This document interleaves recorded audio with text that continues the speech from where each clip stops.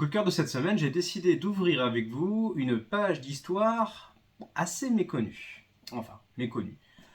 Les gens qui sont assez pointus, notamment en médecine, devraient connaître cette histoire-là, mais très sincèrement, pour le commun des mortels comme moi, c'est une histoire qui est, je pense, pour beaucoup passée complètement inaperçue, et c'est pas un hasard. Donc vous avez compris, on va parler de médecine, on va parler d'histoire, on va parler surtout d'histoire de vie et d'une histoire qu'il est un petit peu temps de redécouvrir puisque on a tendance un peu trop à focaliser sur certains grands personnages historiques et oublier certaines avancées. En l'occurrence, je vais vous emmener assez loin dans le passé, enfin assez loin, façon de parler bien entendu, puisque là nous allons plonger directement au XVIIIe siècle avec celle qu'on va appeler la sage-femme du roi. Donc, pourquoi je vous parle de ça Alors, je vous disais effectivement médecine, etc. Médecine, on est tous à peu près d'accord pour dire que le père de la médecine moderne, c'est Ambroise Paré. Sauf qu'on oublie que de nombreuses femmes ont œuvré pour la médecine.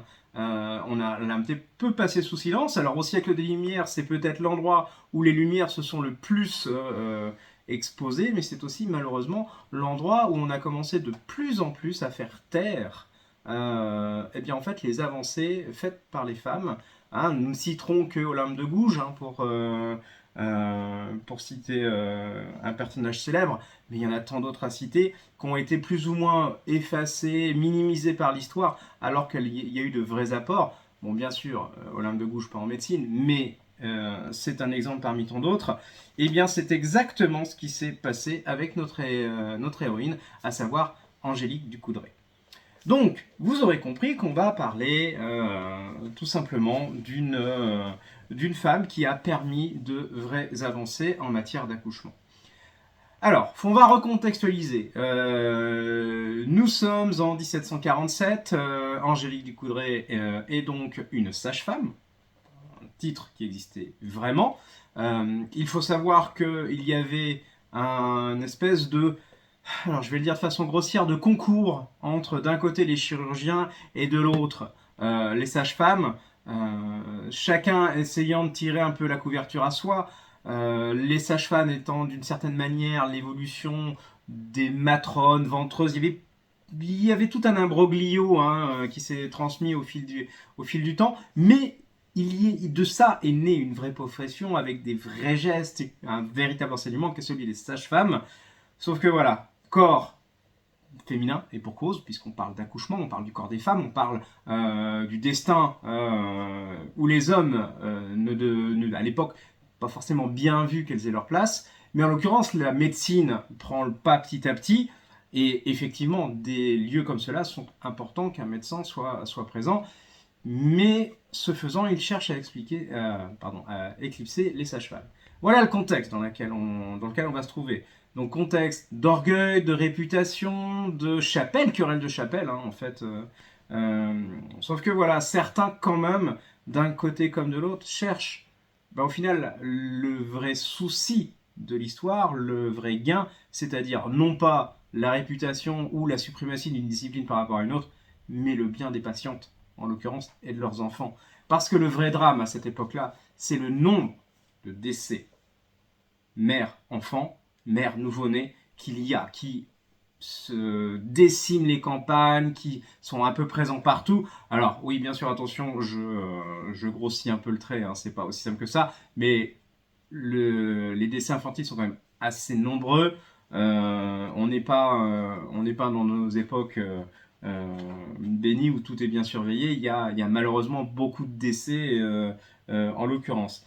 Ce qui attriste en fait Angélique du Coudray, parce que elle n'a qu'un souhait, c'est de réussir ses enfantements, sauver l'enfant et la mère. C'est vraiment ça. Et pour ça, enseigner les bonnes techniques. Malheureusement, à cette époque, beaucoup de superstitions restent notamment dans les campagnes, mais pas que. On se méfie de l'autre et les concours, on va dire, attisés entre la médecine qui prend de plus en plus d'importance avec ces belles lettres de noblesse qu'elle est en train d'acquérir et la façon dont elle est en train justement d'essayer d'évincer les autres disciplines, eh bien malheureusement ne participe pas à aider le propos, c'est-à-dire sauver des vies. C'est un petit peu le problème qui se cache derrière tout ça. Donc c'est le destin de cette femme qui va tout faire pour apprendre les bons gestes, faire apprendre les bons gestes, transmettre son savoir, faire comprendre qu'il est temps de mettre de côté les superstitions. C'est pas parce que vous portez une pierre que vous allez bien accoucher et encore moins survivre. Ce n'est qu'un exemple.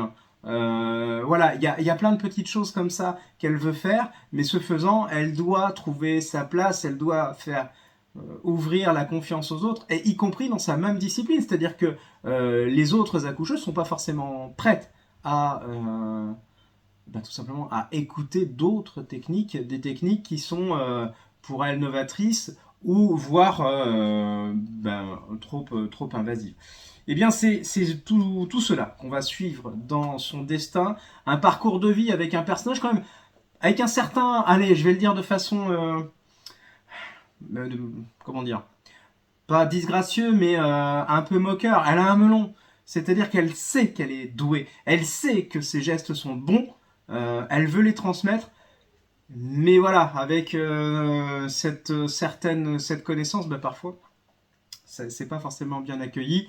La preuve, c'est qu'un temps, elle devra quitter Paris pour prouver son apport. Et l'un de ses vrais apports, c'est justement d'avoir confectionné peut-être l'un des premiers mannequins à accoucher. Alors, j'exagère encore une fois un petit peu quand je dis ça parce que c'est pas un mannequin, mais je vous laisse découvrir. Vous verrez d'ailleurs que il existe en fait, vous trouverez une photo en fin d'album de cette fameuse machine à accoucher, on va l'appeler comme ça, en tout cas mannequin. C'est bluffant pour l'époque. C'est vraiment un génie pour justement apprendre l'anatomie, comment était placé l'enfant, les gestes à faire, etc. Enfin, génial, génial, génial. On était vraiment dans la médecine novatrice de l'époque. Enfin, on est vraiment sur le tout début tout début, j'exagère encore, mais on est vraiment sur les apports qui vont faire faire de grands progrès à la médecine et qui permettront enfin entre médecins et sages-femmes à communiquer. Et tout ça, c'est dû à une personne, une seule, Angélique Ducoudray.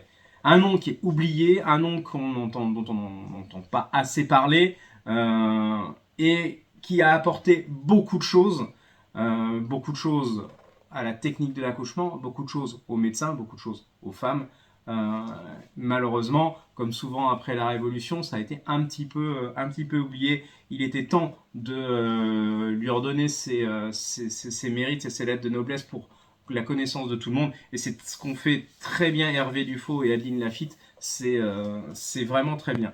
Donc franchement à découvrir parce que c'est passionnant. On y découvre tout ce qui se passe à l'époque, comment c'était considéré. À une époque où on parle des violences obstétriques, je trouve que c'est vraiment important de découvrir comment ça se passait il y a 2 siècles. C'est intéressant de voir que au final on est toujours dans les mêmes problématiques, les mêmes questionnements. C'est très très fort. Et c'est à découvrir parce que c'est une page d'histoire qu'on a, je pense, un peu trop négligée, un peu trop oubliée. Donc je vous souhaite de le découvrir parce que c'est passionnant. En plus, c'est pas forcément plombant, hein, malgré ce que je suis en train de dire. On n'est pas dans le côté verbeux ni quoi que ce soit. La force et l'abnégation à laquelle elle a dû faire face, enfin avoir pour faire face à tout ce qui lui est arrivé, c'est vraiment admirable, c'est vraiment incroyable. C'est ce que je vous souhaite de découvrir avec cet album. Donc lisez-le, n'hésitez pas, il y a vraiment de quoi faire. En plus, le dessin est magnifique, c'est vraiment parfait.